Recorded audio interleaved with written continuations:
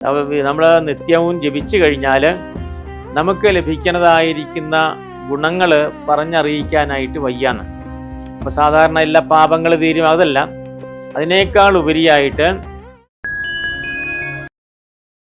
ഓം ശ്രീ മഹാദേവിയൈ നമഃ. ദേവിയുടെ സഹസ്രനാമങ്ങൾ നിരവധിയുണ്ട്. ദുർഗാ സഹസ്രനാമം, സരസ്വതി സഹസ്രനാമം, പക്ഷേ ലളിതാ സഹസ്രനാമമാണ് അതിൽ പ്രധാനമായിരിക്കുന്ന കാര്യം. അപ്പോൾ ലളിതാ സഹസ്രനാമത്തിൻ്റെ പ്രത്യേകത എന്ന് പറഞ്ഞു കഴിഞ്ഞാൽ അത് ദേവിയുടെ പൂർണ്ണമായിരിക്കുന്ന എല്ലാ ഭാവങ്ങളും ഉൾക്കൊള്ളുന്നതാണ് എന്നുള്ളതാണ് ലളിതാ സഹസ്രനാമത്തിൻ്റെ പ്രത്യേകത.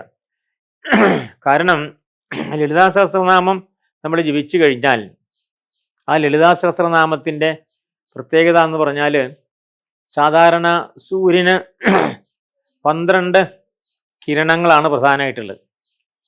12 കിരണങ്ങളാണ് സൂര്യനുള്ളത്. അതിൽ 10 കിരണങ്ങളാണ് ലളിതാ സഹസ്രനാമത്തിൻ്റെ ഉള്ളിലുള്ളത് എന്ന് പറയും. 2 പറയുന്നത്, ഒന്ന് അതിൻ്റെ പ്രാരംഭം, മറ്റത് ഫലശ്രുതി. അപ്പം അതുകൊണ്ട് പൂർണ്ണനായിരിക്കുന്ന സൂര്യൻ്റെ 12 ശക്തികളാണ് ലളിതാ സഹസ്രനാമം എന്നാണ് ഒറ്റ വാക്കിൽ പറയാൻ. അത് ഹയഗ്രീവ അഗസ്ത്യ സംവാദത്തിലൂടെയാണ് നമുക്ക് ലഭിച്ചത്. ഹയഗ്രീവൻ എന്ന് പറഞ്ഞ ഒരു മുനി, അപ്പോൾ ഹയഗ്രീവ മുനി എന്ന് പറഞ്ഞാൽ ഹയഗ്രീവൻ ഒരു ദേവൻ, വിദ്യയുടെ ദേവനാണ്. അത് ഭഗവാന്റെ അവതാരമാണ് ഹയഗ്രീവൻ. അപ്പോൾ ആ ഹയഗ്രീവ ദേവനെ, ഭഗവാനെ മനസ്സിലിങ്ങനെ ഉപാസിച്ച് എന്തായി, ഹയഗ്രീവനായിട്ട് അങ്ങോട്ട് തീർന്നു എന്നാണ്.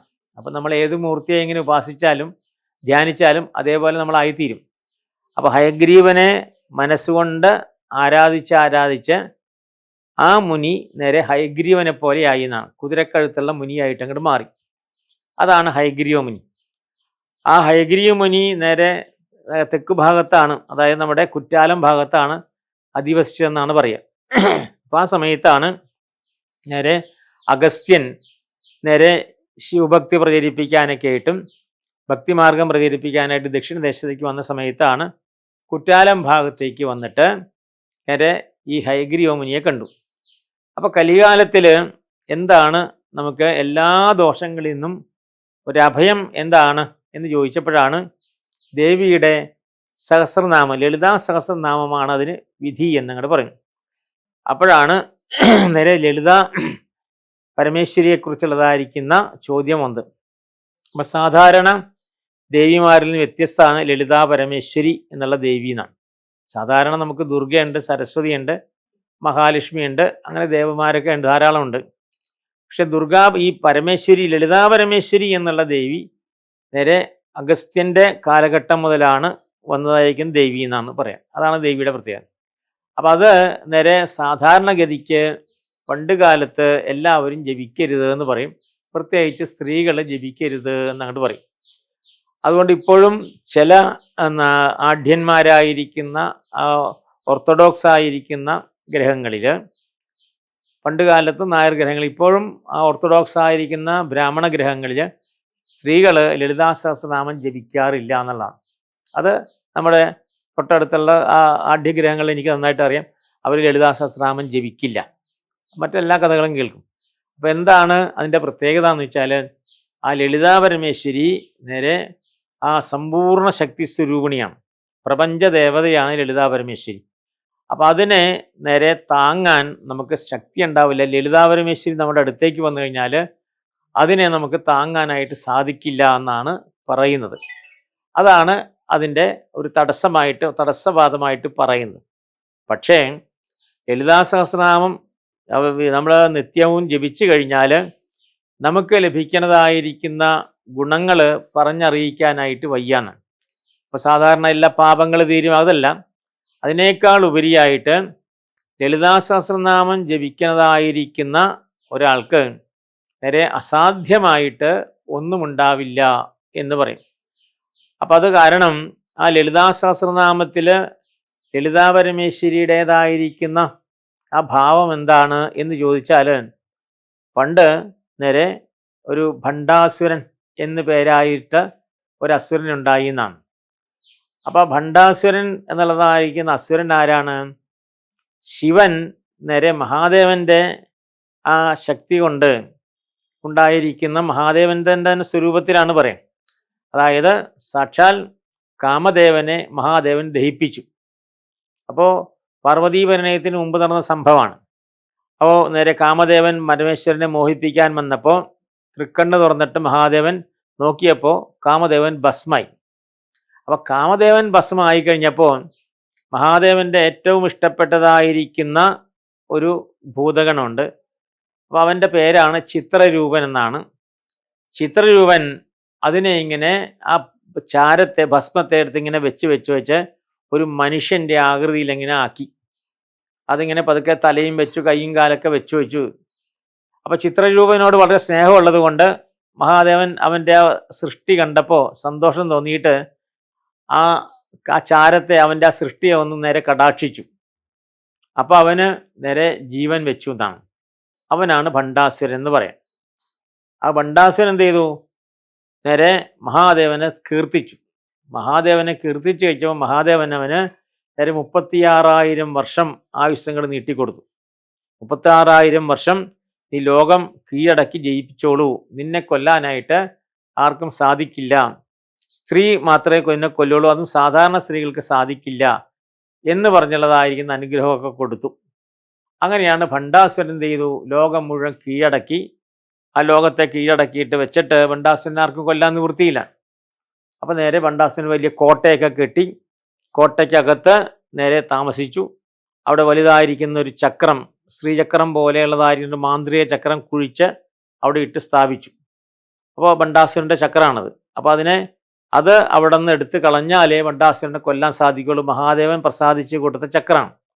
അതവിടെ അവൻ കുഴിച്ചിട്ടിട്ട് അവിടെ അധിപതിയായിരുന്നിട്ട് ആൾക്കാരെ ആക്രമിക്കും, പെട്ടെന്ന് തിരിച്ചകത്ത് കയറും. അപ്പം അങ്ങനെ വന്ന സമയത്ത് അവനെ കൊല്ലാനായിട്ട് നിവൃത്തിയില്ലാണ്ട് വന്നു. അപ്പോൾ ആ സമയത്താണ് നേരെ ദേവന്മാരെല്ലാവരും നേരെ സങ്കടത്തോടുകൂടിയൊക്കെ പറഞ്ഞു. അപ്പോൾ ആ സമയത്ത് മഹാദേവൻ പറഞ്ഞു, അവനെ കൊല്ലണമെങ്കിൽ എന്ത് വേണം? എല്ലാ ദേവന്മാരുടെയും ശക്തി വേണം, എല്ലാവരും കൂടി ചേർന്ന് പരിശ്രമിക്കണമെന്ന് പറഞ്ഞു. അപ്പോൾ അവരെന്ത് ചെയ്തു? എല്ലാ ദേവന്മാരും കൂടി ചേർന്നിട്ട് ഒരു യാഗം നടത്തി എന്നാണ്. അപ്പം ആ യാഗത്തിൽ അവരവരുടേതായിരിക്കുന്ന ശക്തികളെ നേരെ മുഴുവനായിട്ട് നേരെ കൊടുത്തു. അപ്പോൾ കൊടുത്തു കഴിഞ്ഞപ്പോൾ ആ അഗ്നിയിൽ നിന്ന് നേരെ എല്ലാ ദേവന്മാരുടെ ശക്തികളെ പ്രദാനം ചെയ്തപ്പോൾ ആ അഗ്നിയിൽ നിന്ന് ജനിച്ചു വന്നവളാണ് സാക്ഷാൽ ലളിതാ പരമേശ്വരി എന്നാണ്. അപ്പോൾ ശിവന്റെ ശക്തിയും കൂടി ചേർന്നാലേ നേരെ ഭണ്ഡാസുരനെ കൊല്ലാനായിട്ട് സാധിക്കുള്ളൂ. അപ്പം അതിൽ നിന്ന് അഗ്നിയിൽ നിന്ന് ഉയർന്നു വന്നവളാണ് സാക്ഷാൽ ലളിതാ പരമേശ്വരി. അതാണ് ലളിതാ സഹസ്രനാമത്തിൻ്റെ ആദ്യത്തിൽ പറയുന്നതാണ് ചിതഗ്നികുണ്ഡ സംഭൂത ദേവകാര്യ സമുദ്യത എന്നാണ്. ചിത്താകുന്ന എല്ലാവരുടെയും ചിത്ത്, ആ ശ്രേഷ്ഠമായ മനസ്സ് മുഴുവൻ സമർപ്പിച്ചപ്പോഴാണ് എല്ലാവരുടെ മനസ്സിൽ നിന്നാണ് വന്നത്. അതാണ് ചിതഗ്നികുണ്ഡ സംഭൂത ദേവകാര്യ സമുദ്യത എന്ന് പറയാൻ കാരണം. അപ്പോൾ ദേവന്മാരുടെ കാര്യത്തിന് വേണ്ടി വന്ന ദേവിയാണ്. പിന്നെ ആ ദേവിക്ക് നേരെ ഓരോരോ ശക്തികളെ ദേവന്മാരൊക്കെ പ്രദാനം ചെയ്തു എന്നാണ്. അപ്പോൾ ദേവിക്കൊരു രഥം കൊടുത്തു. അതാണ് നേരെ കിരിചക്രം എന്നൊരു രഥമുണ്ട്. അപ്പോൾ കിരിചക്രധാരൂഢ എന്ന് പറയും. അപ്പോൾ അങ്ങനെയുള്ളതായിരിക്കുന്ന ആ രഥം നേരെ ഇങ്ങനെ വന്നുകൊണ്ടിരുന്നു.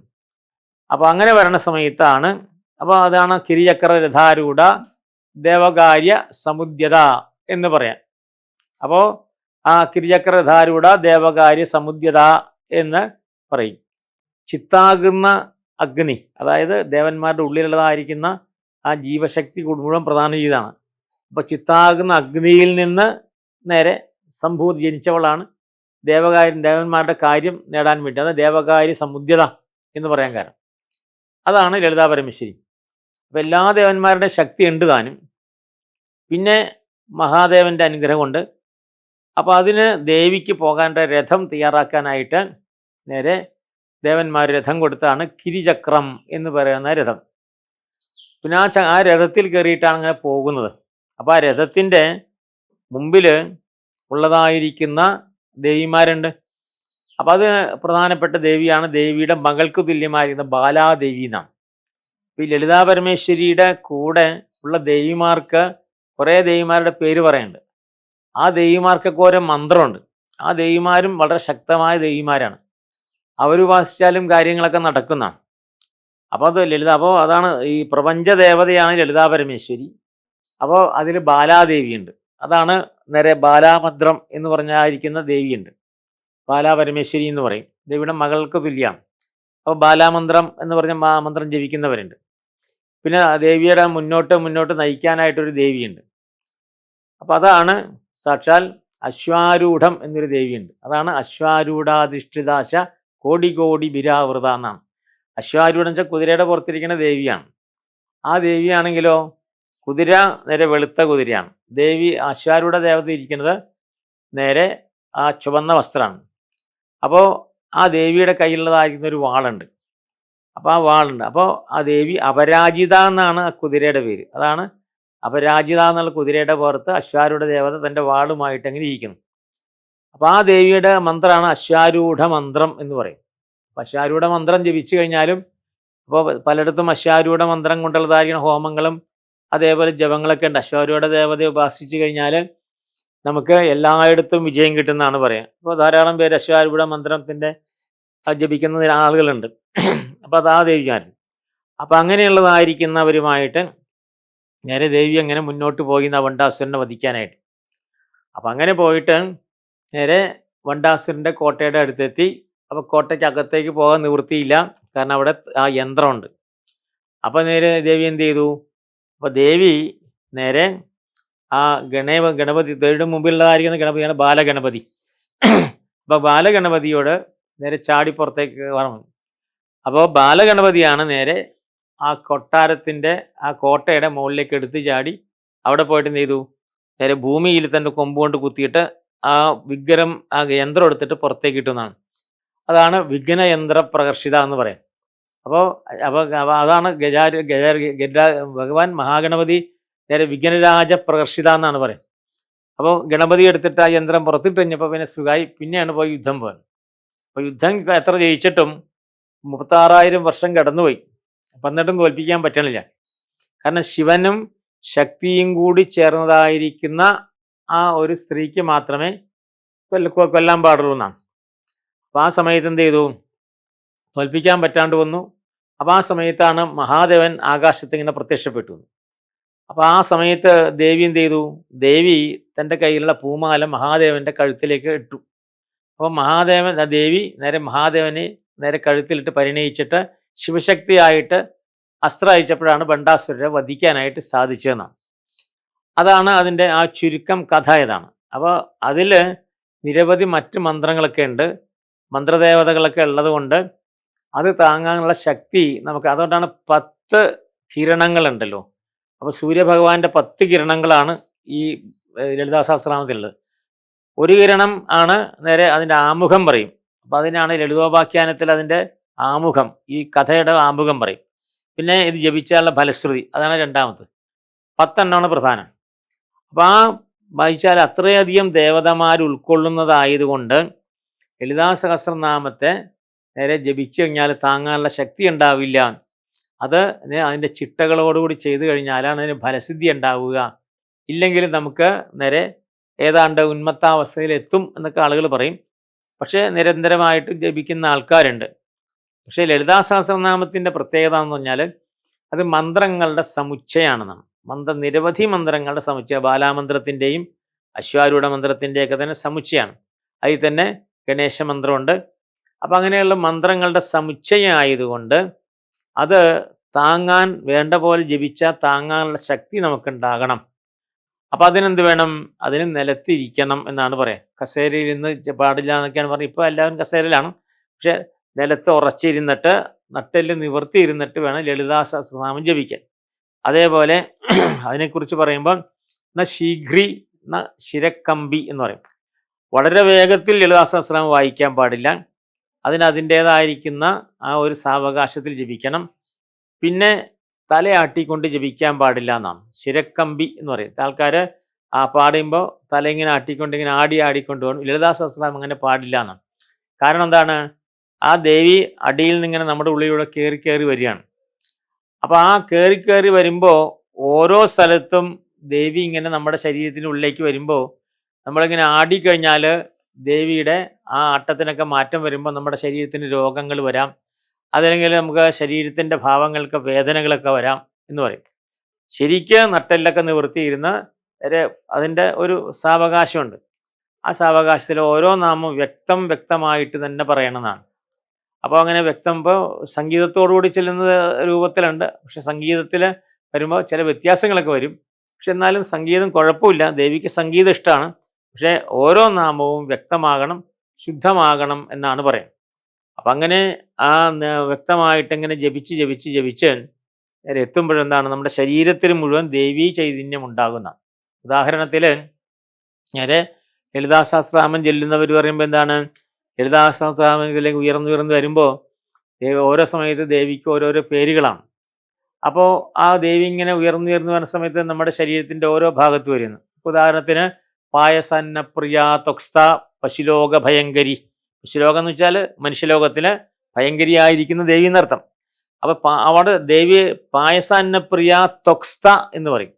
അപ്പോൾ ദേവി നമ്മുടെ തൊലിയിൽ വന്നിരിക്കും. അപ്പോൾ ദേവി തൊലിയുടെ ഭാഗത്തെത്തുമ്പോൾ എന്താണ്, ദേവിക്ക് പായസാന്നാണ് കൊടുക്കേണ്ടത്. അപ്പോൾ അതാണ് നിരവധി നിവേദ്യങ്ങളോട് കൂടിയിട്ടാണ് ലളിതാ സഹസ്രനാമം നമ്മളിങ്ങനെ ഒരു വലുതായിരിക്കുന്ന ഒരു ചടങ്ങായിട്ട് നടത്തുമ്പോൾ ദേവി പൂജ ലളിതാ സഹസ്രനാമം പൂജിക്കുമ്പോൾ നേരെ നിരവധി നിവേദ്യങ്ങൾ വേണം. അപ്പോൾ അതാണ് പായസാന്ന പ്രിയ എന്ന് പറയും. ചില സമയത്ത് വരുമ്പോൾ എന്താണ്, ദേവിയുടെ പായസാന്ന പ്രിയ അല്ല, ഹരിദ്രാന്നേകിരസ്യ ഹാഗിനി രൂപധാരിണി എന്നാണ്. ദേവി ഹകാരം രൂപത്തിലേക്ക് ഉയർന്നു വരുമ്പോൾ അത് ഹരിദ്രാന്നമാണ്. ഹരിദ്രാന്ന് വെച്ചാൽ മഞ്ഞൾ ചോറാണ്. നമ്മൾ നിംബുസാദ് എന്ന് പറയും, അവിടെ നിംബുസാദാണ്. അതേപോലെ തന്നെ ഓരോരോ സമയത്ത് ചില സമയത്ത് തൈരുസാദാണ്. അപ്പം അങ്ങനെ ഓരോ സമയത്ത് ദേവി ഓരോരോ ഭാഗത്തും എത്തുമ്പോൾ ദേവിക്ക് ഇന്ന കാര്യങ്ങളാണ് നിവേദ്യം എന്നിങ്ങോട്ട് പറയും. അപ്പം നമ്മുടെ സമ്പൂർണ്ണ ശരീരത്തിലൂടെ ദേവി ഇതിനിങ്ങനെ പ്രവഹിക്കുന്നത് കൊണ്ടാണ് ലളിതാ സഹസ്രനാമത്തിന് ആ പ്രാധാന്യം വരാൻ കാരണം. ലളിതാ സഹസ്രനാമം ഒരു പ്രാവശ്യം ജപിച്ചാൽ മതി എന്നാണ്, അവൻ ദേവിക്ക് തുല്യനായിട്ട് വരുന്നതാണ്. പിന്നെ അവനെ തടുക്കാനായിട്ട് സാധിക്കില്ല. പക്ഷേ നമ്മുടെ ജപിക്കുന്നതിൻ്റെയൊക്കെ പ്രത്യേകത അനുസരിച്ചിട്ട് അക്ഷരങ്ങളുടെ വ്യത്യാസം അനുസരിച്ചിട്ടാണ് ഫലം കുറയണത്. അപ്പോൾ ലളിതാ സഹസ്രനാമം ഒരു പ്രാവശ്യം ശ്രവിക്കുകയോ കേൾക്കുകയോ ചെയ്തു കഴിഞ്ഞാൽ തന്നെ അതിന് ഫലമുണ്ടാകും എന്നാണ്. അപ്പോൾ നിരവധി നമ്മുടെ ശരീരത്തിൻ്റെ എല്ലാ ഭാഗത്തുകൂടിയും ദേവി അങ്ങോട്ട് വരും. അപ്പോൾ നേരെ ഹംസാരൂഢ ദേവി നേരെ ഇവിടെ വരുമ്പോൾ ഹംസാരൂഢയാണ്. നമ്മുടെ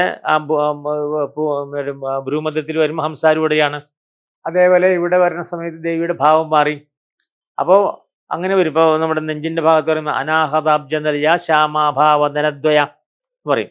അപ്പോൾ ദേവി നേരെ കയറുമ്പോൾ താഴത്തെ ദേവിക്ക് ഒരു മുഖമേ ഉള്ളൂ. അതങ്ങനെ കയറി വരുമ്പോൾ നമ്മുടെ നെഞ്ചിൻ്റെ ഭാഗമാണ് അനാഹത ചക്രം എന്ന് പറയുന്നത്. അത് ശരിക്കും പറഞ്ഞാൽ ഇത് യോഗമാർഗ്ഗമാണ്. അപ്പോൾ അനാഹതത്തിൽ വരുമ്പോൾ ഏതാണ്, അനാഹതാബ്ജനയ ശ്യാമാഭ. അപ്പോൾ ദേവിയുടെ ഭാഗം ശ്യാമമായിട്ട് മാറി. പിന്നെ വദനദ്വയ, രണ്ട് മുഖവും ദേവിക്ക്. അപ്പോൾ ഇത് ശരിക്കും പറഞ്ഞാൽ ലളിതാ സഹസ്രനാമം എന്നുള്ളത് നാമത്തിനേക്കാൾ കൂടുതൽ അതൊരു യോഗമാർഗമാണെന്നാണ്. അതാണ് യോഗമാർഗമാകുമ്പോൾ യോഗമാർഗത്തിൽ ഇരിക്കുന്നവൻ അങ്ങോട്ടും ഇങ്ങോട്ടും ഇളകാൻ പാടില്ല, ഇളകാതെ ചെല്ലണം എന്നാണ്. അപ്പോൾ ശരീരത്തിൻ്റെ ഓരോ കോണുകളിലും ഓരോ ശരീരത്തിൻ്റെ ഓരോരോ അംഗങ്ങളും മാംസത്തിലും എല്ലാം ദേവി ഇങ്ങനെ പ്രവേശിക്കുന്നു. അതായത് നമ്മുടെ ദേവി എന്ന് പറയുമ്പോൾ നമ്മുടെ ചൈതന്യം, അപ്പോൾ നമ്മുടെ ശരീരത്തിലുള്ളതായിരിക്കുന്ന ആ ഓരോ നെർവ്സൊക്കെ ഇങ്ങനെ ആക്റ്റീവ് ആവും. അപ്പോൾ നമ്മുടെ ഇലക്ട്രോൺസൊക്കെ ഉള്ളത് നമ്മുടെ ശരീരത്തിലുള്ളത്. അപ്പോൾ ഇലക്ട്രോൺസൊക്കെ തന്നെ വളരെ ആക്റ്റീവായിട്ട് ഇങ്ങനെ കയറി വരുമ്പോൾ ആ ലളിതാ സഹസ്രനാമം ജപിക്കുമ്പോൾ ഉള്ളതായിരിക്കുന്ന ചൈതന്യം നേരെ ഒരു വളരെയധികം തന്നെ ആക്ടിവേറ്റഡ് ഭാവമായിരിക്കുന്നതാണ് പറയാം. അപ്പോൾ അതിനാണ് ഈ ദേവിമാരുടെയൊക്കെ മന്ത്രങ്ങളൊക്കെ എല്ലാം അറിയുന്നവന് മാത്രമേ അത് ചെയ്യാൻ പറ്റുള്ളൂ എന്നാണ്. അശ്വാരൂഢ മന്ത്രം എന്താണെന്ന് വെച്ചാൽ, അപ്പോൾ അടുത്ത കാലത്ത് നേരെ ഒരു സ്ത്രീ എന്ന് തന്നെ പറയാം, പെൺകുട്ടിയല്ല, വളർന്നു. അപ്പോൾ അവർ വന്നിട്ട് എൻ്റെ അടുത്ത് കൊണ്ട് അശ്വാരൂഢത്തിൻ്റെ ഒരു ഉപദേശം ഒരു ഗുരുവിൽ നിന്ന് വാങ്ങിക്കണം. അവർക്ക് അറിയാം അശ്വാരൂഢ മന്ത്രം, പക്ഷേ ഗുരു ഉപദേശം വേണം എന്നാരോ പറഞ്ഞപ്പോൾ എൻ്റെ അടുത്ത് വന്നു. അപ്പോൾ അത് അവരുടെ പേരിവിടെ പറയുന്നതിൽ വലിയ അർത്ഥമില്ല. അപ്പോൾ അവർ വന്ന് പറഞ്ഞപ്പോൾ ഇവിടെ വന്നിട്ട് അശ്വാരൂഢ മന്ത്രം ഉപദേശിച്ചു കൊടുത്തു. അതിന് ധ്യാനമുണ്ട്. അശ്വാരൂഢ ദേവി അതാണ് നേരെ അപരാജിത എന്നുള്ളതായിരിക്കും, കുതിരയുടെ പുറത്ത് പോകുന്ന ദേവിയാണ്. അപ്പോൾ ആ മന്ത്രം അശ്വാരൂഢം ജപിച്ചു കഴിഞ്ഞാൽ ആരെയും ആകർഷിക്കാൻ പറ്റുന്നതാണ്. ഏതൊരാളെ കണ്ടാലും നമുക്ക് നമ്മൾ ആകർഷിക്കും. അശ്വാരൂഢം ജപിച്ചാലുള്ള പ്രത്യേകത. അപ്പോൾ അങ്ങനെയുള്ള യോഗ സമുച്ചയമാണ് ലളിതാ സഹസ്രനാമം എന്നാണ്. അപ്പോൾ അത് ആ ലളിതാ സഹസ്രനാമം യോഗ സമുച്ചയമായിരിക്കുന്ന ലളിതാ സഹസ്രനാമം നമ്മൾ ജപിച്ചു കഴിഞ്ഞാൽ നമുക്ക് നമ്മുടെ എല്ലാ തരത്തിലുള്ളതായിരിക്കുന്ന ശക്തികളും കിട്ടും. അതാണ് ലളിതാ സഹസ്രനാമത്തിൻ്റെ പ്രത്യേകത. ലളിതാ സഹസ്രനാമത്തെ കുറിച്ചിട്ട് നേരെ ആ ലളിതാ സഹസ്രനാമം ഒരു 3-4 ദിവസം കൊണ്ടിങ്ങനെ വിസ്തരിച്ച് ഇങ്ങനെ പറയാനുള്ളതായിരിക്കുന്ന സംഗതികളുള്ളതാണ്. അപ്പോൾ അത്രയും ഉണ്ട്. ലളിതാ സഹസ്രനാമത്തിൻ്റെ ഓരോ വരികളായിട്ട് ഇങ്ങനെ എടുത്തു കഴിഞ്ഞാൽ 3 ഭാവങ്ങളാണ് വരിക. ആദ്യത്തെ ഭാവം വരും, രണ്ടാമത്തെ ഭാവം, മൂന്നാമത്തെ ഭാവം വരും. ആദ്യത്തെ ഭാവത്തിൽ നേരെ അതിൻ്റെ കാര്യങ്ങളൊക്കെ പറയുമ്പോൾ ലളിതോപാഖ്യാനം എന്ന ഗ്രന്ഥമുണ്ട്. അതാണ് നേരെ ബ്രഹ്മാണ്ഡ പുരാണത്തിൻ്റെ അവസാനത്തിലാണ് ലളിതോപാഖ്യാനം എന്നൊരു ഭാഗമുണ്ട്. അതിൻ്റെ ഉത്തരഭാഗം ലളിതോപാഖ്യാനാണ്. ആ ലളിതോപാഖ്യാനത്തിലാണ് ലളിതാ സഹസ്രനാമത്തിൻ്റെ എല്ലാം ഉള്ളത്. അപ്പോൾ ദേവിയുടെ ഭാവം, പിന്നെ ഓരോ നാമങ്ങൾ, അപ്പോൾ ദേവി കയറുന്ന ഭാഗങ്ങൾ, അതങ്ങനെ വിസ്തരിച്ച് പറയുന്നതാണ് ഈ ലളിതാ സഹസ്രനാമം. അപ്പോൾ അതുകൊണ്ട് ലളിതാ സഹസ്രനാമം രാവിലെ ജപിക്കണം എന്നാണ് പറയുന്നത്. കാരണം ആഹാരം കഴിച്ച് ആരും യോഗ ചെയ്യാറില്ലല്ലോ. അതേപോലെ ആഹാരം കഴിക്കുന്നതിന് മുമ്പ് ഇരുന്ന് പ്രാതക്കാലത്ത് അരുണോദയത്തിൽ ജപിക്കുമ്പോൾ ശ്രേഷ്ഠത വരും. സൂര്യോദയത്തിന് തൊട്ട് മുമ്പ്, ഇല്ലെങ്കിൽ രാവിലെ ഒരു 7-8 മണിക്ക് മുമ്പ് ലളിതാ സഹസ്രനാമം ജപിച്ചു കഴിഞ്ഞാൽ ഫലം കൂടുന്നതാണ്. ഈ ഫലം ഇല്ലാതില്ല, പക്ഷെ ഫലം കൂടും. അതേപോലെ രാത്രി പാടില്ല എന്നാണ്. രാത്രി ആയിക്കഴിഞ്ഞപ്പോൾ അതിൻ്റെ ഫലം കുറയും. സന്ധ്യയ്ക്കാകാം. അപ്പോൾ സന്ധ്യാസമയം കഴിഞ്ഞൊരു നിലവിളൊക്കെ കുറച്ച് കഴിഞ്ഞാൽ ജപിക്കാം. ആഹാരത്തിൻ്റെ പുറമേ ലളിതാ സഹസ്രനാമം ജപിച്ചിട്ട് ഫലമില്ല എന്നുള്ളതാണ് അതിലെടുത്ത് പറയാം. കാരണം നമ്മുടെ വയറൊക്കെ നിറഞ്ഞു കഴിയുമ്പോൾ പിന്നെ ദേവിയുടെ ആ പ്രവാഹത്തിന് തടസ്സം വരും, യോഗമാർഗത്തിൽ തടസ്സം വരും. അതാണ് ലളിതാ സഹസ്രനാമത്തിൻ്റെ പ്രത്യേകത.